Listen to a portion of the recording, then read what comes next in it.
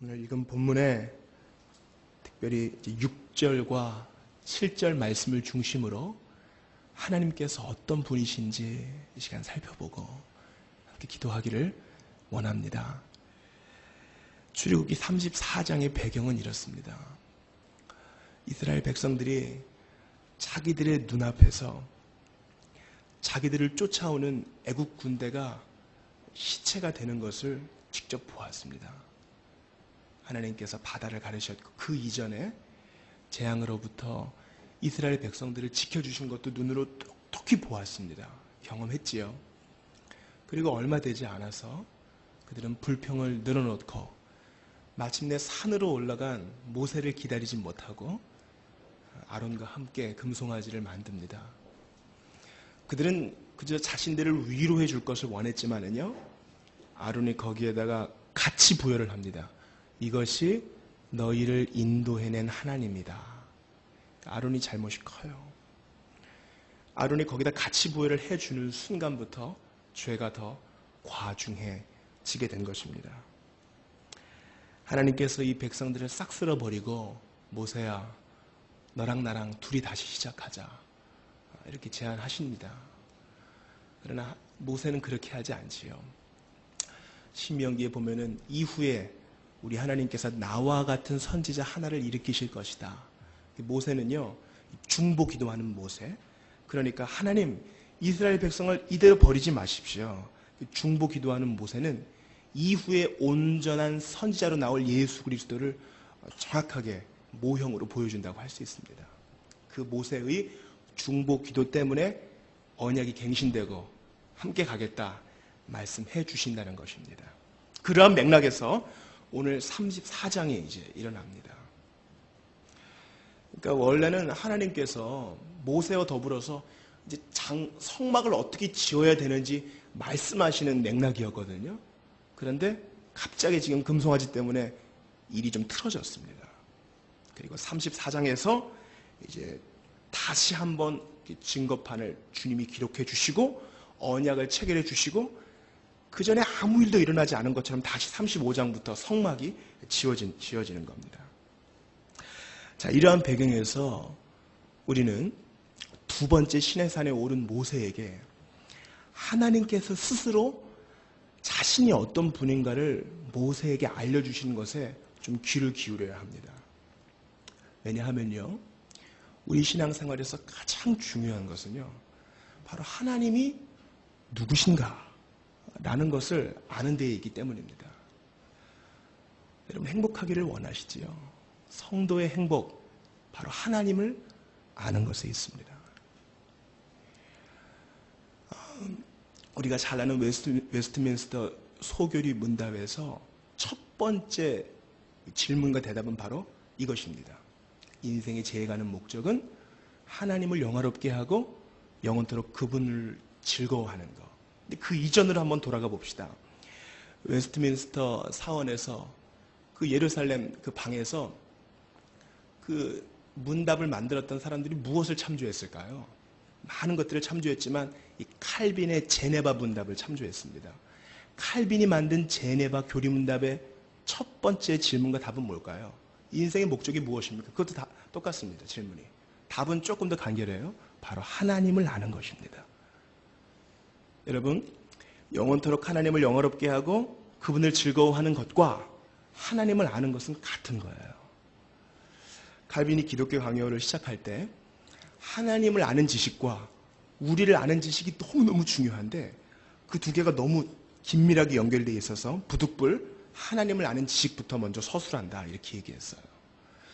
하나님을 아는 지식이 나의 진로에 무슨 상관이 있을까?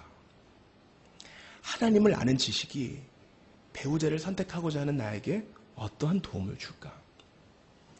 하나님을 아는 지식이 교회의 성장과 우리 부서의 안정에 어떤 도움을 줄 것인가? 하나님을 아는 지식이 2011년을 성공적으로 살아가고자 하는 우리에게 과연 어떤 실제적인 지침을 줄 것인가? 그것입니다. 우리가 이 대답에서 여기에서 성공하지 못한다면요, 우리는 그 모든 파생적인 것에 실패할 수밖에 없어요. 이것은 성경의 대답입니다. 하나님이 어떤 분이신지를 알아야 우리는 그 모든 것에 부차적인 것에 답을 할 수 있는 것입니다. 그래서 저는 먼저 하나님이 아닌 것, 하나님의 성품이 아닌 것부터 한번 시작해 보겠습니다.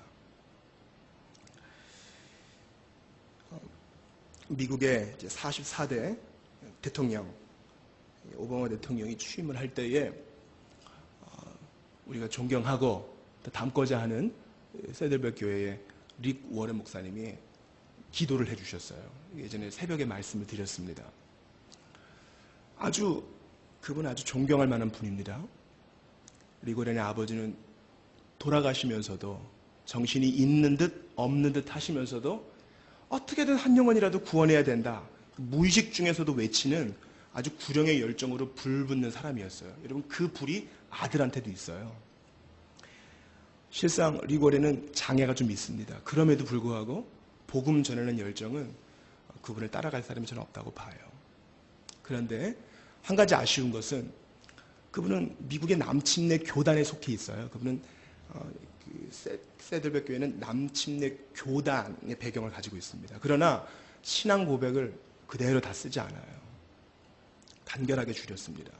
그리고 오바마 대통령과 대통령 취임식에 있는 사람들을 축복하면서 아주 애매모호한 기도를 했습니다. 그리스도의 대속이나 지금 기도를 드리는 하나님이 어떤 분이신지에 대한 명확한 설명이 없었어요. 그리고 맨 마지막에 바로 이슬람에서 예수님을 부르는 이사의 이름으로, 유대교에서 예수님을 부르는 예수아의 이름으로, 미국으로 조슈아라고 했을지도 모르겠어요. 예수아의 이름으로, 마지막으로 우리 기독교에서 말하는 예수님의 이름으로 기도를 마무리 지었습니다. 여러분, 9.11 사태 때요, 9.11 사태 이후 많은 사람이 교회로 몰려들었다고 합니다. 그러나 동시에 온갖 종교기관에 사람들이 다 몰려들었어요. 왜냐하면 이렇게 끝이 오겠구나 하는 위기의식 때문에. 그러니까 이슬람 사람들도 당신들이 예수님 믿는 것처럼 우린 더 존경한다 이렇게 말합니다. 애매모호한 신관과 영성이 넘치게 된 것입니다. 대통령 취임식에서 잘못 이야기하면 비난받을 수 있기 때문에 중용적인 자세를 취한 것은 좋습니다. 그러나 우리가 기도를 드리는 것은요, 누구의 이름으로 올라갑니까? 우리를 위해 하늘 보좌를 버리고 이 땅에 오셔서 30년간 실제로 사셨고, 그리고 몸으로 고난을 당하셨고, 정확하게 3일 후에 부활하시사 제자들의 눈앞에서 승천하시어 지금도 살아서 우리를 위해 기도하시는 그 이름으로 기도하는 것입니다. 꿀 안에 나와 있는 예수는요, 예수와 비슷한 사람이 십자가에 달려 죽었고 그는 위대한 선지자로 엘리야처럼 승천했다 이렇게 말하고 있어요. 그러니까 그 이름으로 기도하는 것과 우리가 믿는 예수님의 이름으로 기도하는 것은 천지 차이입니다. 또한 훌륭한 랍비로 여겨지는 예수님의 이름으로 기도하는 것과 우리가 믿는 구세주의 그 이름으로 기도하는 것은 천지 차이가 있는 것이에요. 따라서 우리는 성경에 계시된 대로의 하나님에 대해서만 알아야 하는 것입니다. 제가 6절과 7절을 중심으로만 말씀드린다고 했으니까 6절을 한번 보겠습니다.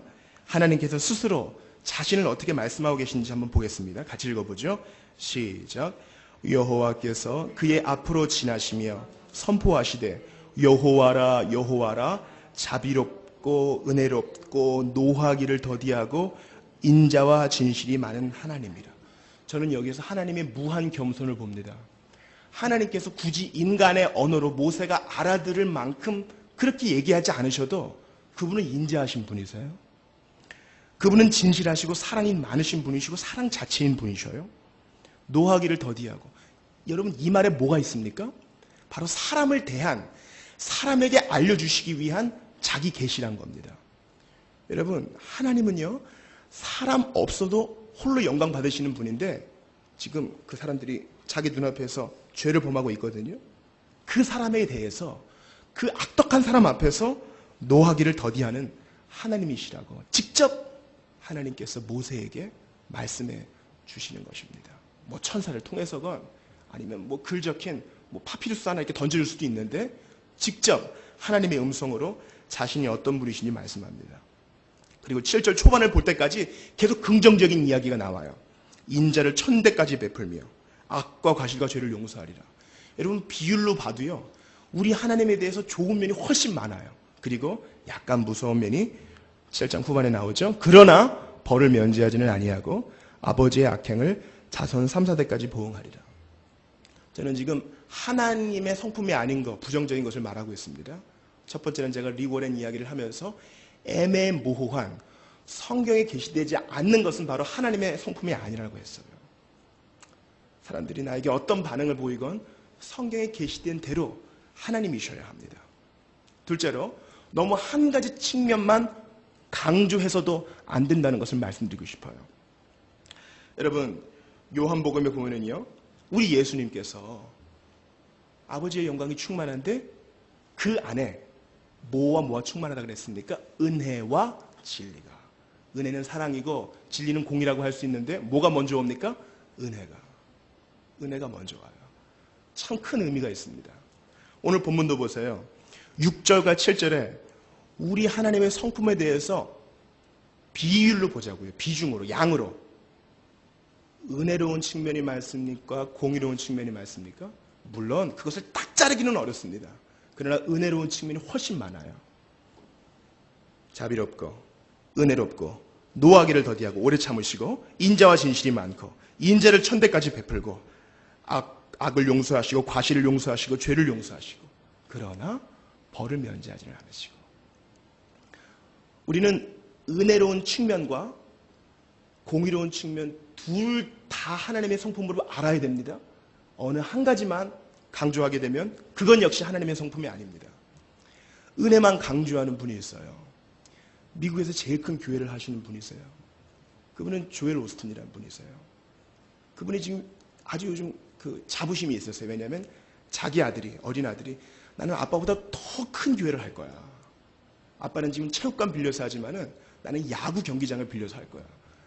그런 아들의 그 선포 때문에 이 아빠는 지금 좋아 죽습니다.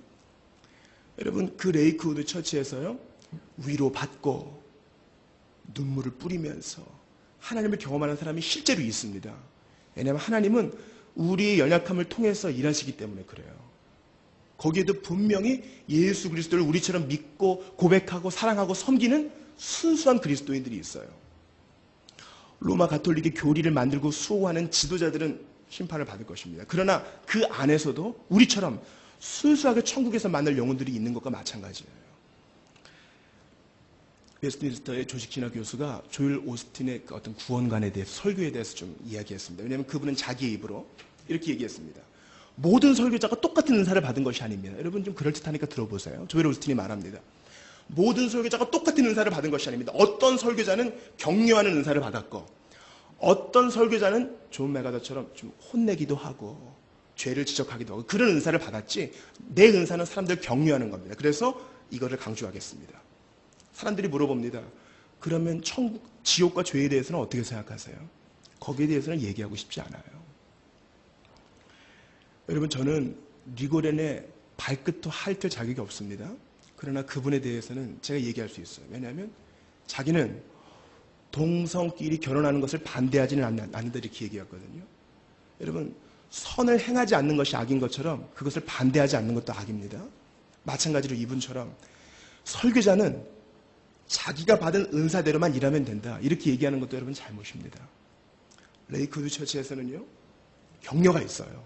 으쌰으쌰 하는 것이 있어요. 기분이 좋아집니다.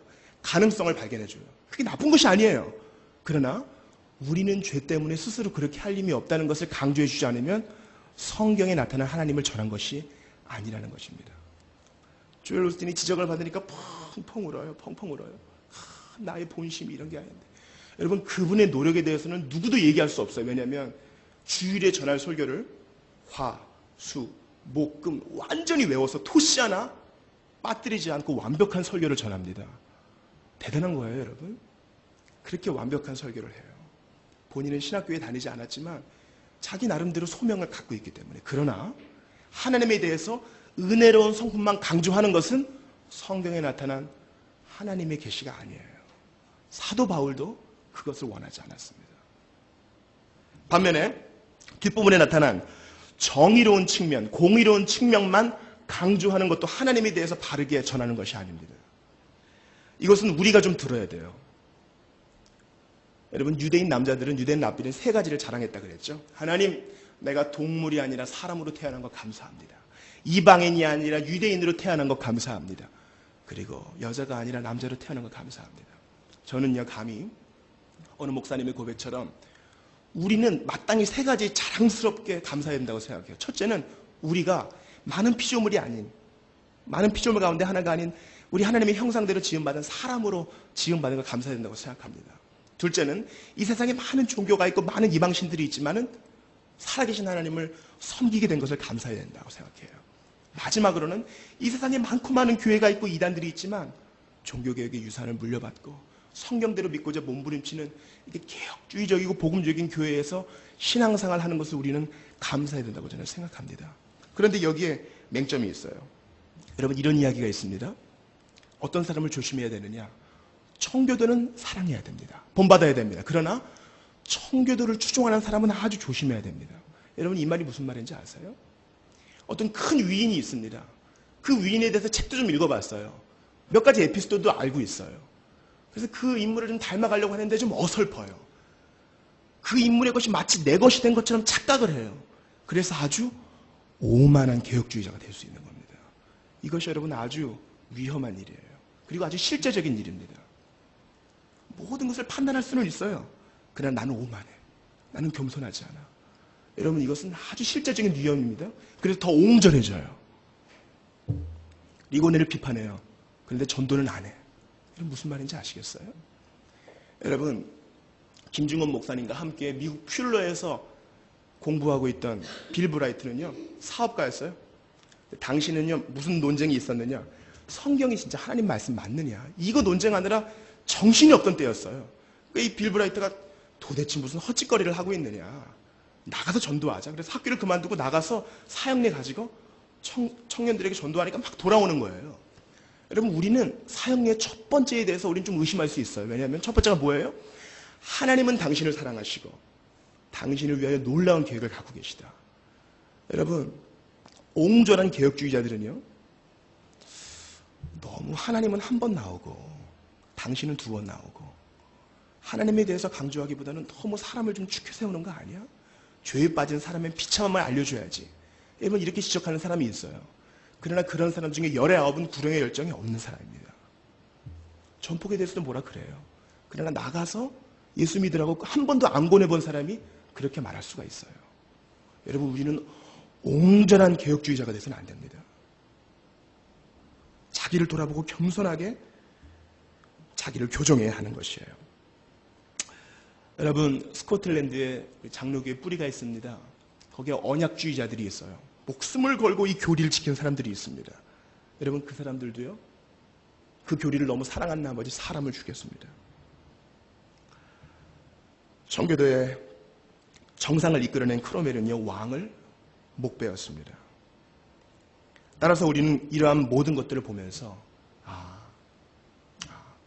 너무 정의로운 측면만 강조해도 안 되고 너무 은혜로운 측면만 강조해도 안 되고 이 모든 것이 예수 그리스도 안에서 질서와 조화를 이루고 갈등이 전혀 없었던 것처럼 우리도 균형을 찾아야겠구나. 물론 은혜를 많이 강조하는 것이 좋습니다. 그러나 공의로운 측면도 잊지는 말아야 되겠구나. 다른 사람들의 실패를 보면서 자기를 돌아보아 겸손히 입을 닫고 기도하는 우리 모두가 되어야 하겠습니다. 자, 이제 하나님에 대해서 적극적인 측면을 찾아보죠. 6절을 다시 한번 보십시오. 여호와께서 그의 앞으로 지나시며 선포하시되, 모세가 알아듣기 쉽게 인간의 언어로 말씀하십니다. 여호와라 여호와라, 스스로 계신 하나님 말씀하시고, 첫 번째 무엇입니까? 자비롭고. 여러분, 자비로우시다라는 것은요, 애틋한 사랑을 말합니다. 보기만 해도 좀 뭘 좀 더 주고 싶은 그런 사랑. 아버지가 자녀에게 주시는 그런 사랑입니다. 사사기 10장 16절에 보니까 자기 가운데에서 이방신들을 제하여 버리고 여호와를 섬김에, 이스라엘 백성들이요, 여호와께서 이스라엘의 곤고로 말미암아 마음에 근심하시니라. 이것이 자비입니다. 여러분, 따라해 보십시오. 이스라엘의 곤고로 말미암아 마음에 근심하시니라. 우리 하나님은 지금도 우리의 곤고로 말미암아 마음에 근심하시는 분입니다. 하나님은요, 모든 것을 초연하시는 분 아니에요. 우리 때문에 근심하시기도 하고 섭섭해하시기도 하고 기뻐 뛰시기도 하는 그런 분이라는 사실입니다. 완벽한 예가 또 이사야에도 나와 있습니다. 이사야 63장 9절 8절에 보니까 8절 9절에 보니까 제가 너무 감사해서 다 적어왔어요. 보세요. 그가 말씀하시되 그들은 실로 나의 백성이요 거짓을 행하지 아니하는 자녀라 하시고. 여러분, 이것은 하나님이 거짓말 하시는 거예요. 거짓을 행하지 아니하는 자녀라 하시고. 근데 그렇게 봐주시는 겁니다.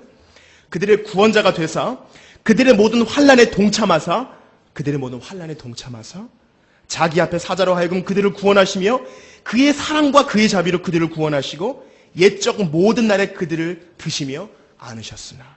이미 구약 때도 택하신 백성을 자녀라고 부르셨어요. 이것이 바로 하나님의 자비입니다. 그 뒤로 나오는 은혜롭고 노하기를 더디하고 인자와 진실이 많은 하나님, 여기까지는 굳이 다 설명하지 않아도 되리라 믿습니다. 그리고 7절에 인자를 천대까지 베풀며, 언약적인 특징입니다. 마치 아담이 죄를 범했으면 그의 허리에 있던 우리 모두가 다 죄 중에 출생하는 것처럼 우리가 믿음의 선조가 하나님과 언약적인 관계를 맺고 하나님을 섬기고 사랑하였으면 그 복이 후손에게 간다는 것입니다. 단 그 후손도 자기 입으로 그 은혜의 언약 안에 들어가야 한다는 조건이 있어요. 인자를 천대까지 베풀며 악과 과실과 죄를 용서하리라.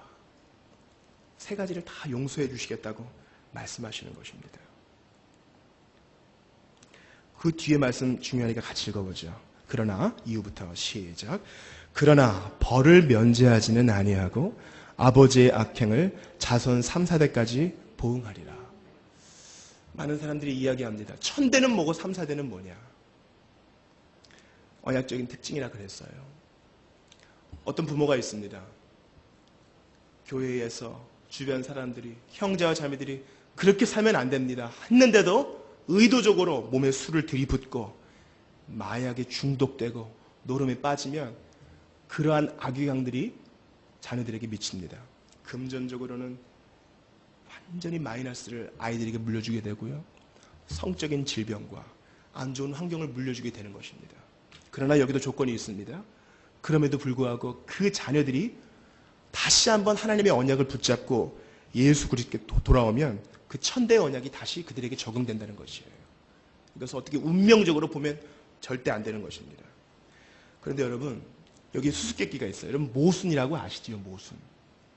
어떤 중국인 장수가 말합니다. 여기 방패가 있습니다.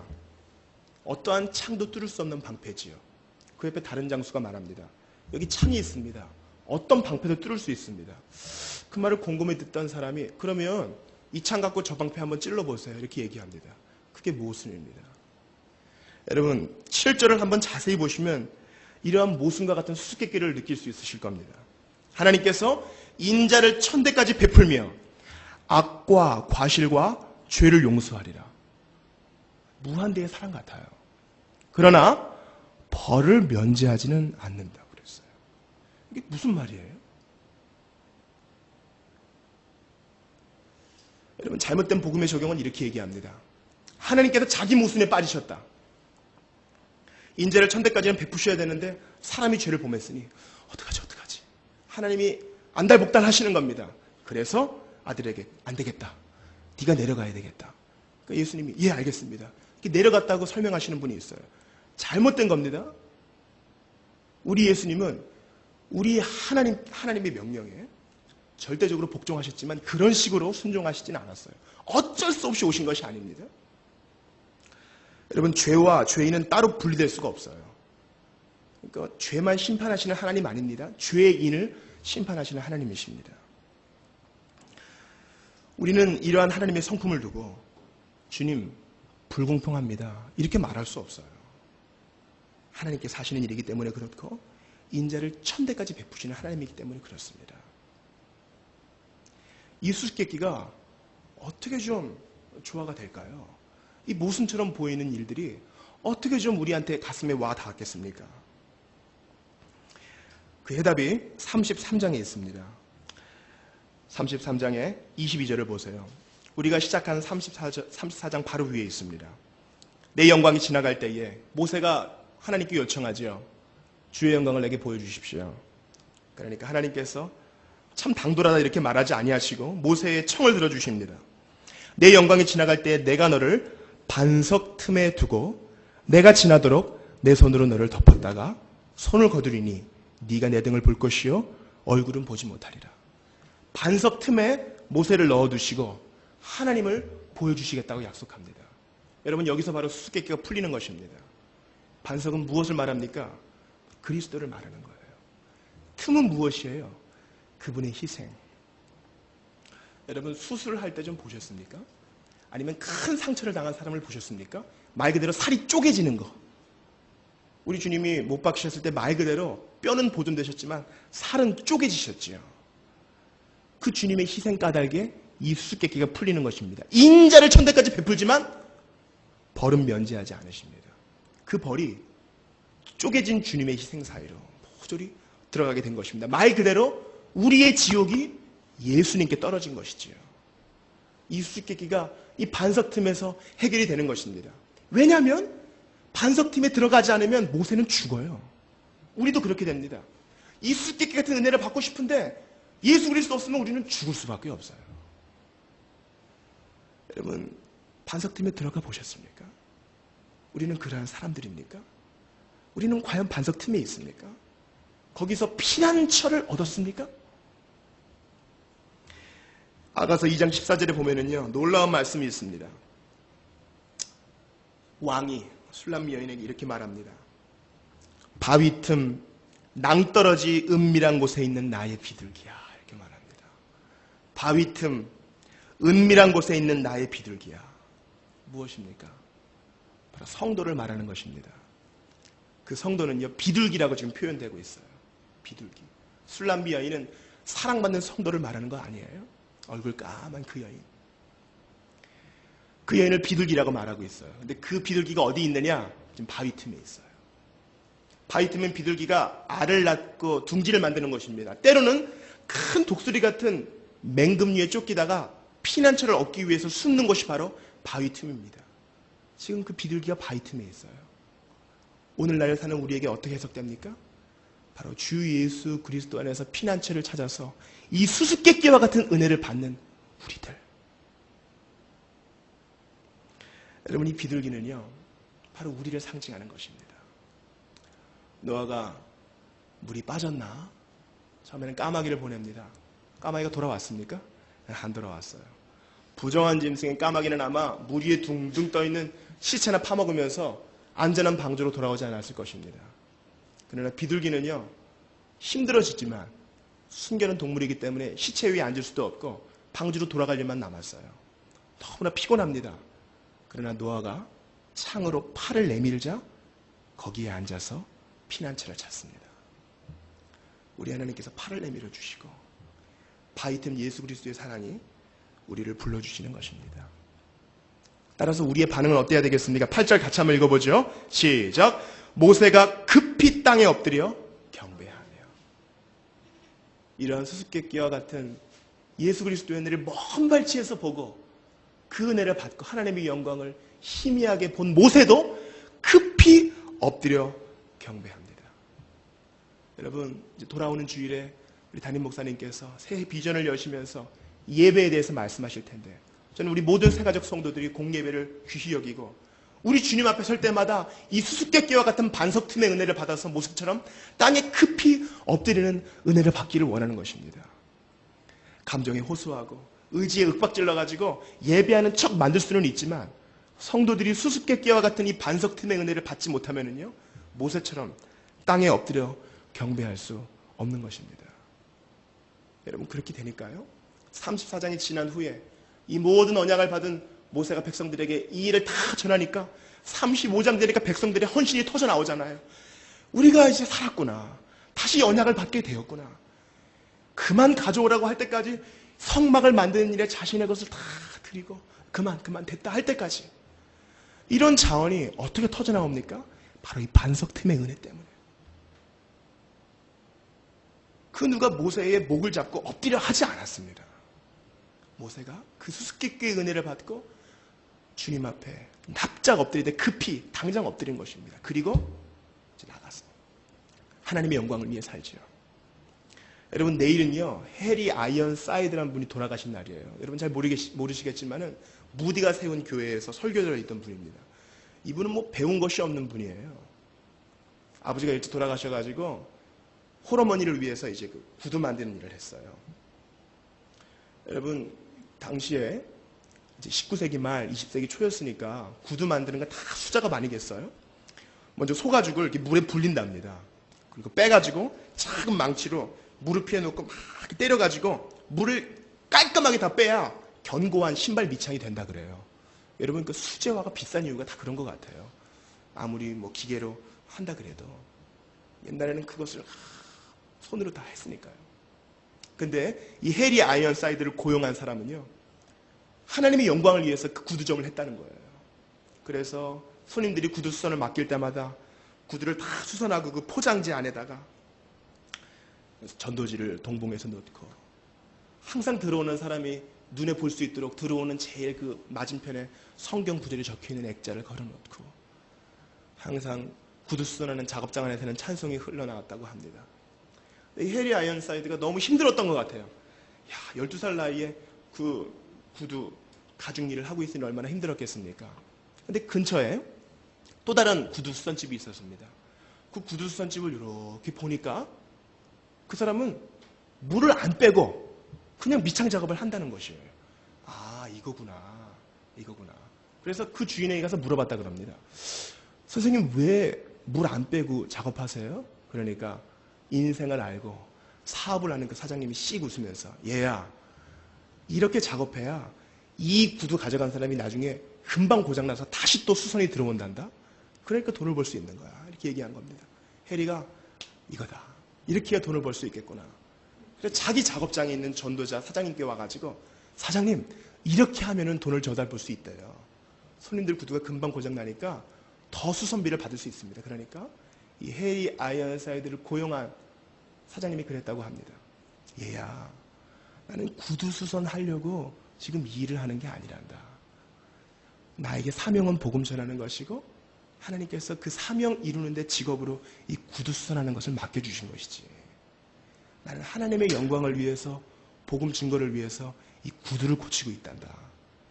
하나님 앞에서 자원하는 마음으로 철저하게 양심껏 성실하게 할 뿐이란다. 이게 바로 하나님의 영광을 드러내는 것이고, 이게 바로 복음을 증거하는 것이란다. 여러분, 저는 단언합니다. 이 구두수선공 사장은 분명히 바이팀의 은혜를 얻은 사람이에요.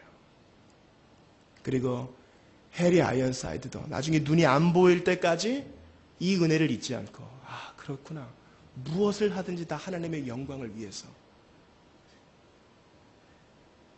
주님 손안에 비둘기였던 해리 아이언사이드는요, 이 바이팀의 은혜를 받고 앞으로 무슨 일을 하든지 다 하나님의 영광을 위해, 보든지 안 보든지 성실하게 주를 위해 살았다고 합니다.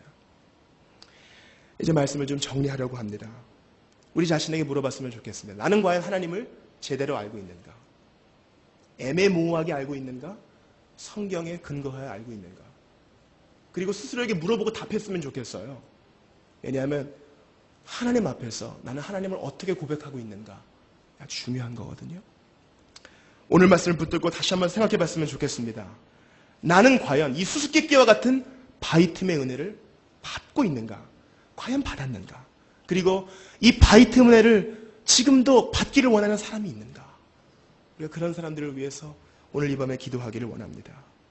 마지막으로, 우리와 같은 사람을 나의 사랑, 나의 어여쁜 비둘기야, 힘들지? 이제 그 날개를 접고 바위틈에서 쉬려무나 말씀하시는 주님의 음성에 온전히 우리의 몸과 마음을 바뀌고 기도 가운데 잠기는 우리 모두가 되었으면 좋겠습니다. 그때 누가 보든 안 보든, 구두를 수선하든 설거지를 하든 사업을 하든 공부를 하든 다 하나님의 영광을 위해서 일하는, 예배의 감격에 빠지는 모세처럼 급히 그 자리에서 땅에 엎드리고 경배하고 무슨 일을 하든 하나님의 영광을 사는 새가족교회 성도들 될 줄 믿습니다. 우리 한번 같이 오늘 본문의 말씀, 출애굽기 34장 말씀을 붙들고, 하나님, 이렇게 수수께끼와 같은 은혜를 주셨으니 이 은혜를 바위 틈에서 주셨으니 예수 그리스도의 희생을 기억하면서 나를 점검하고 예수 그리스도의 희생을 기억하면서 이 은혜 아직 받지 못한 사람들 이 은혜 안으로 들어와 힘든 비둘기가 바위 틈에서 쉬는 것 같은 안식을 누릴 수 있도록 도와달라고 함께 말씀 붙들고 기도하도록 하겠습니다. 하나님